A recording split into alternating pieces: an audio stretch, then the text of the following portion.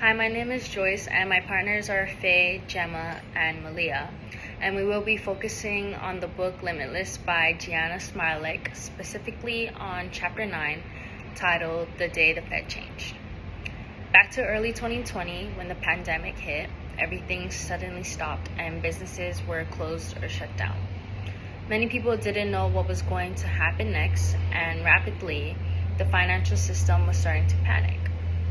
Chapter 9 explains what happened during that moment and how the responses from the government and the Federal Reserve completely changed the way we think about the economy. There were two main people in this chapter. First is Jerome Powell, who led the Federal Reserve, and the other is Steven Mnuchin, who was in charge of managing government finances at the time. As businesses started shutting down, investors around the world started to panic. Markets dropped rapidly and people wanted to turn their investments into cash. The issue was that there wasn't enough cash to go around, especially US currencies, dollars, which are widely used around the world.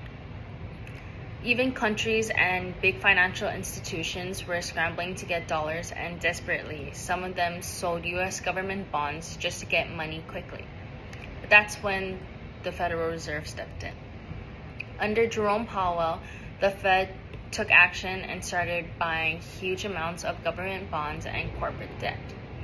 This helped businesses stay alive by making sure they could still borrow money, and they also helped create special programs to send dollars around the world, helping other countries stabilize their own economies. At the same time, Steven Mnuchin was working on the government side. He wanted to help pass a massive relief bill known as the CARES Act, which included stimulus checks, unemployment benefits, and loans for businesses.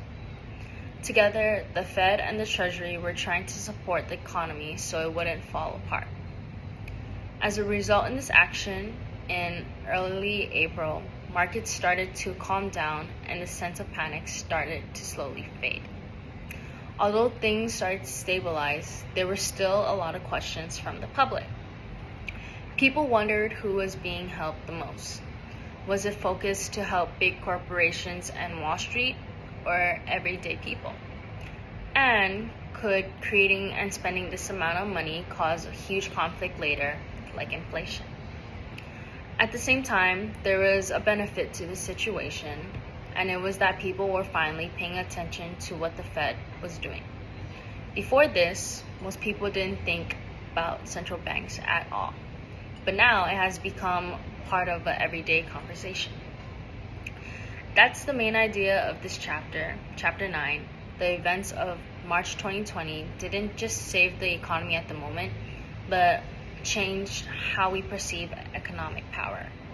The Federal Reserve went from being a quiet institution in the background to something very visible and incredibly influential, not just in the US, but also around the world. Chapter 9 shows that during a crisis, leaders sometimes have to take bold and risky actions to prevent something worse. But those decisions could also raise questions about fairness, transparency, and how much power institutions like federals should really have. One of the most important mechanisms the Federal Reserve uses during a crisis is acting as a liquidity provider of last resort. What this means is that when financial markets start to panic, like investors pulling out, banks tightening lending, and credit basically freezing, the Fed steps in to keep money flowing. Because if businesses and governments can't borrow, the entire economy can stall very quickly. Credit is kind of like the bloodstream of the economy. Once it stops moving, everything else starts to shut down. So, instead of just lowering interest rates, which is its traditional tool, the Fed takes a much more direct approach. It injects liquidity straight into the financial system. It does this through large-scale asset purchases, like buying government bonds or even corporate debt, and through emergency lending programs designed to support specific markets. What's important here is that the Fed isn't necessarily trying to immediately grow. the economy in that moment. The priority is stabilization. It's about restoring confidence so that banks, businesses, and investors feel safe enough to start lending and borrowing again. You can see this mechanism very clearly in the data. If we look at the Federal Reserve economic data, often called FRED, one of the best indicators is the total assets in the Fed's balance sheets. This basically shows how much the Fed is holding. And in a crisis, it reflects how much liquidity the Fed is injecting into the economy. Before the 2008 financial crisis, the Fed's balance sheet was under $1 trillion. After that crisis, it expanded dramatically to about $4.5 trillion. But what's really striking is what happens during COVID. In 2020, the balance sheet surged again, reaching nearly $9 trillion. So, in just over a decade, the Fed's balance sheet essentially doubled again, and that increase isn't random. It directly represents the scale of intervention. Trillions of dollars were being pumped into the financial markets in a very short period of time. Another way to think about it is that the Fed was stepping in to replace private lending when it disappeared. When investors were too scared to buy bonds or lend money, the Fed became the buyer and the lender of last resort. That helped keep interest rates from spiking and prevented key markets like corporate debt or municipal bonds from collapsing. And this had real effects. Markets that were on the verge of freezing in early 2020 stabilized relatively quickly. Companies were able to keep borrowing, local governments could still raise money, and the broader financial system avoided a worst-case scenario. But the data also highlights something bigger about how this mechanism has evolved. The scale of these interventions show that the Fed's role has expanded far beyond what it used to be. It's no longer just adjusting interest rates and hoping markets respond. Now, it has the capacity to step directly into markets and influence outcomes in a much more immediate and powerful way.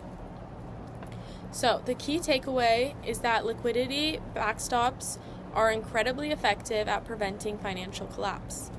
By injecting massive amounts of money into the system, the Fed can keep credit flowing even in extreme situations.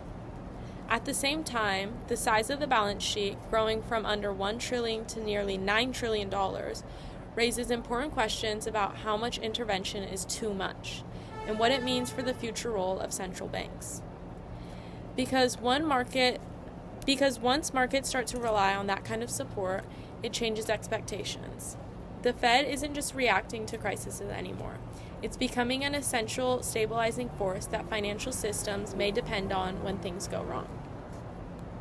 So building off of what Faye just explained about the Fed acting as a liquidity provider of last resort, we can see how central banks, they first respond to a crisis by flooding the financial system with cash to stop everything from freezing. That's the broad system-wide response, making sure that banks and institutions have enough liquidity so that banks and panic doesn't completely shut down lending. But in Chapter 9, we learned that the Fed doesn't just stop there. When simply adding liquidity isn't enough, it shifts to a more targeted and powerful mechanism. This is known as direct market backstopping. This means that the Fed doesn't just support the system overall, it steps in to support specific financial markets that are breaking down. A key example is the corporate bond market, where companies they go to borrow money. This should be familiar to you as we've spent a great deal of time learning about them. During a crisis, investors will often panic and start selling these bonds, and at the same time, buyers they disappear.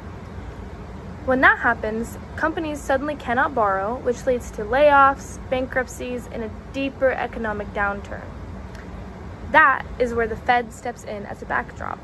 To help you visualize this, here's a diagram that we've created.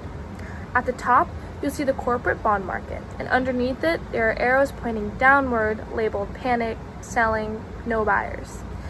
This represents the moment in a crisis where investors are rushing to get out and the market essentially starts to collapse.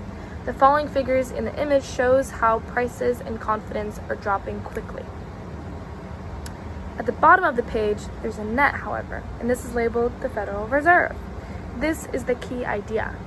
The Fed acts as a safety net underneath the market. Instead of letting it crash completely, it positions itself to catch the fall. On the right side, you'll notice a green arrow labeled buying bonds and lending support. This shows how the Fed actually carries out this role. It creates programs that allow it to buy corporate bonds or lend against them, effectively stepping in as a buyer when no one else will. What is really important here is that the Fed doesn't just have to spend massive amounts of money when they come into a situation like this. Sometimes, just announcing that it's willing to step in is enough. That signal alone can restore confidence, because investors know that there's now a reliable backstop in place. As a result, they start buying again and the market eventually stabilizes. In order to help you make sense of this, I want you to imagine a school dance that is funded by the tickets that are bought for it. If not enough tickets are bought, then the music, the food, and the decorations cannot be afforded, so the dance cannot be hosted. Now, if people suspect that not enough people are going to buy tickets, they might not buy tickets themselves since they're afraid that they're spending money on an event that actually won't happen. They're afraid of wasting money. Here, the school can then step in and announce that they will cover the remaining tickets and ensure that the dance will happen. This announcement would likely restore the confidence of students to complete their ticket purchases, because they know that no matter if there's enough tickets bought, they will still be able to go to this dance. And that is what the Fed essentially does. So, while Faye's mechanism focuses on injecting liquidity into the entire financial system, the second mechanism is a little bit more precise. It's about targeting the exact point of failure and preventing collapse right where it's happening. Together, these two mechanisms show how the Fed has evolved. It's no longer just influencing interest rates or providing general support. It's actively stepping in to these markets to help them functioning, which is a major reason why we call it limitless during a time of crisis. So now that we have explained how the Federal Reserve acted during the crisis and the different mechanisms it used, I want to address a common misconception and then go into some key takeaways from Chapter 9. A common misconception is that the Federal Reserve was simply printing money and handing it directly to people during the pandemic. This idea became very popular because people saw large amounts of money being introduced into the economy and assumed the Fed was directly funding individuals and businesses. However, this is not exactly how it worked. The Federal Reserve does not send checks to households or directly give money to companies in the way many people think. That responsibility falls under the government, specifically through fiscal policy like the CARES Act, which included stimulus checks and unemployment benefits. What the Fed was actually doing was stabilizing the financial system. It was making sure that credit markets continued to function so that businesses could still borrow money, pay employees, and avoid shutting down. Instead of directly giving out money, the Fed was supporting the structure of the economy behind the scenes by ensuring liquidity and confidence in financial markets. Understanding this distinction is important because it shows that the Fed's role is more about maintaining stability rather than directly distributing wealth. Now moving into the key takeaways from this chapter. The first takeaway is that the Federal Reserve has significantly expanded its role in the economy. Before crises like 2008 and COVID-19, the Fed was mostly known for adjusting interest rates and managing inflation. It operated more quietly in the background, but during the pandemic, the Fed took on a much more active role. It began buying not just government bonds, but also corporate debt and created new programs to support different parts of the financial system. This shows that the Fed is no longer limited to traditional tools. Instead, it has evolved into an institution that can step directly into markets when necessary to prevent collapse. This shift is a major reason why the book describes the Fed as being almost limitless during times of crisis. It reflects a new understanding that the central bank can act much more aggressively than people previously believed. The second takeaway is the importance of confidence in financial markets. Throughout this chapter, we see that panic can spread very quickly when investors lose trust in the system. When people stop lending and start selling assets all at once, markets can freeze and the economy can spiral downward. What is interesting is that the Fed does not always need to spend large amounts of money to fix this problem. In many cases, simply announcing that it is willing to step in is enough to restore confidence. Once investors believe that there is a backstop in place, they become more willing to participate in the market again. This idea shows that expectations and perception play a huge role in how the economy functions. The Fed is not just managing money, it is also managing confidence. The third takeaway is that these actions raise important questions about fairness and long-term consequences. While the Fed's interventions help stabilize the economy, they also led to concerns about who benefits the most from these policies. Some people argue that these actions primarily supported large corporations and financial markets, while others believe they were necessary to prevent widespread job losses and economic collapse. There are also concerns about potential long-term effects such as inflation or increasing inequality. This creates an ongoing debate about how much power the Federal Reserve should have and how its decisions impact different groups in society. So while the Fed's actions were effective in the short term, they also opened the door to bigger questions about accountability and the role of government institutions in the economy. To wrap up, Chapter 9 shows that the events of March 2020 marked a turning point for the Federal Reserve. It shifted from being a more traditional and less visible institution to one that plays a central and highly active role in stabilizing the economy during crises. The Fed's ability to act quickly and aggressively helped prevent a deeper financial collapse, but it also changed how people view economic power and intervention. Ultimately, this chapter highlights that in times of extreme uncertainty, bold decisions can be necessary to protect the system. At the same time, those decisions come with trade-offs that continue to shape discussions about fairness, transparency, and the future role of the Federal Reserve.